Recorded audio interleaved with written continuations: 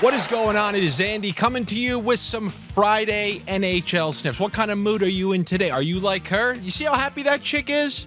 You want to know why? She probably played some of those line combinations last night. So another nice upswing for the line combos. By the way, I'm sure most of you have been playing at home. You have your bingo cards out. Tons of hits on yesterday's slate. That's 4 straight winning days for the line combinations.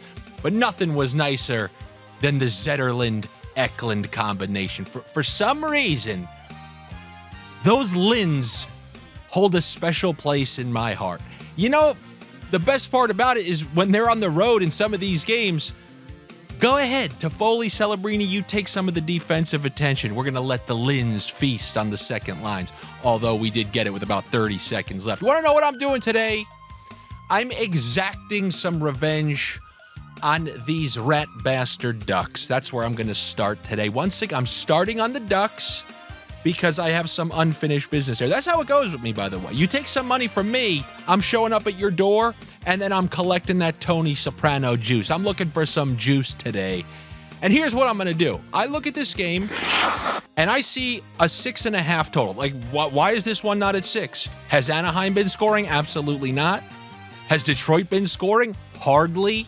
So you have two teams who are not scoring. They're not amongst the highest scoring teams in the league, yet we see a 6.5 total. So there are two ways to look at that. Number one, that's Vegas giving you the little wink. But as my uncle used to say, I don't think rats live on ice. Not enough people bet on hockey to manipulate the tinfoil hat rigged crowd come out. Not enough people bet on hockey, which is why so many things like these line combos are still available to us. If this was the NFL, would have been shut down in 4 days. So in this game, I'm going with the under 6.5. That's what a standard 9-to-5 guy would believe is a good play here.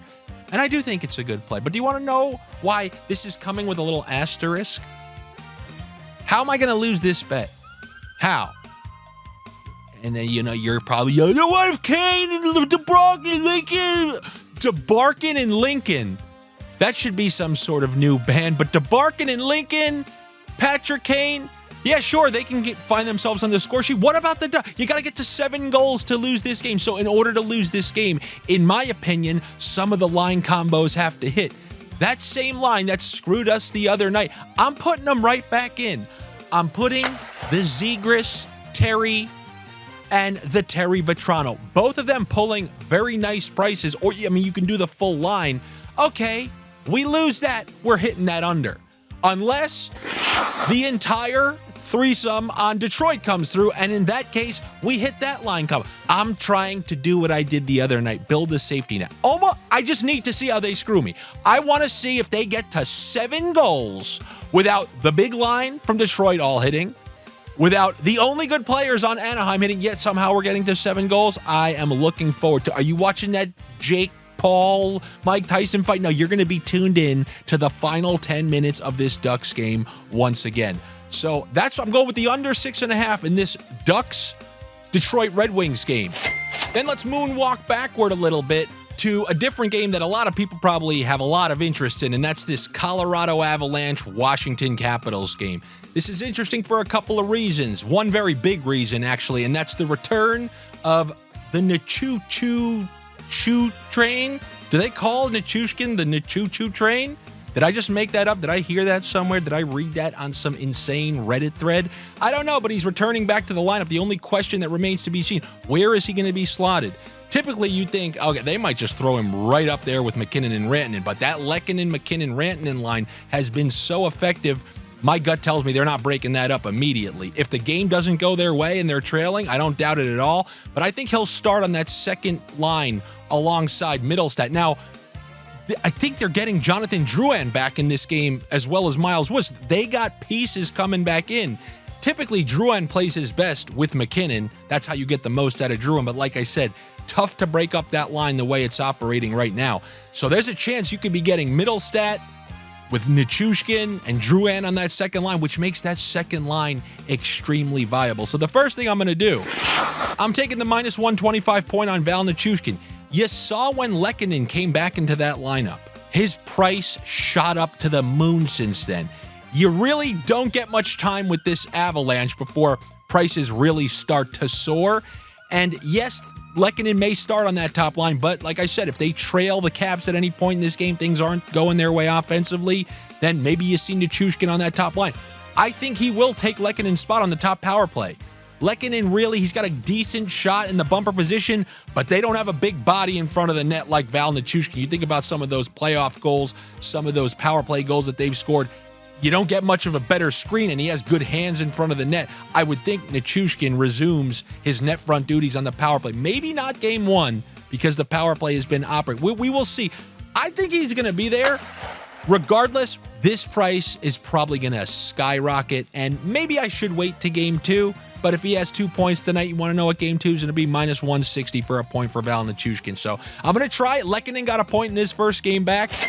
This game is in Colorado, where they're likely to score more than if it was, on the road in Florida or something like that.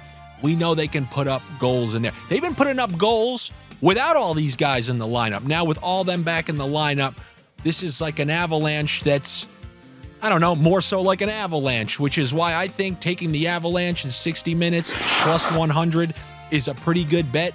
They're at 500. You know who's at 500?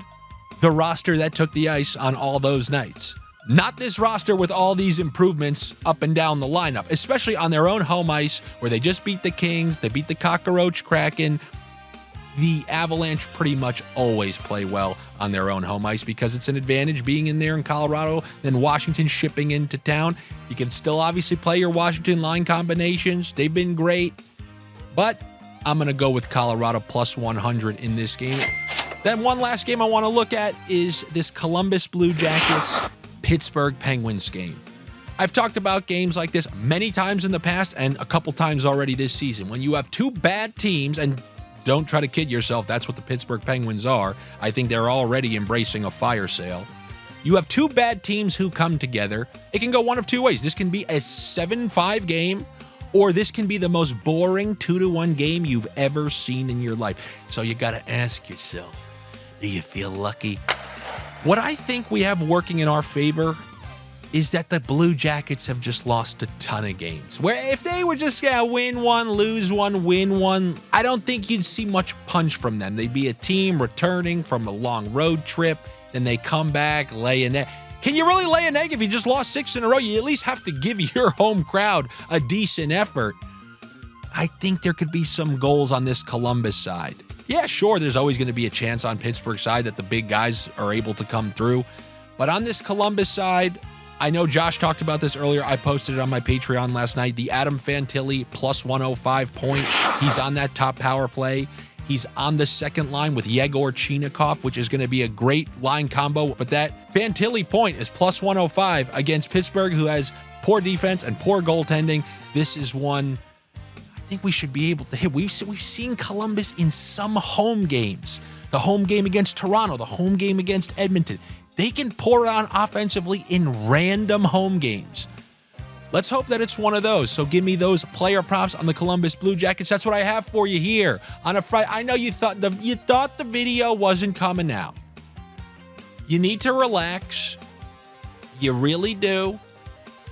And then after you're done with this, the video that you probably already commented on, all caps screaming, "Where's the NHL video?" I want you to go respond to that same comment and say, "I'm sorry I said that.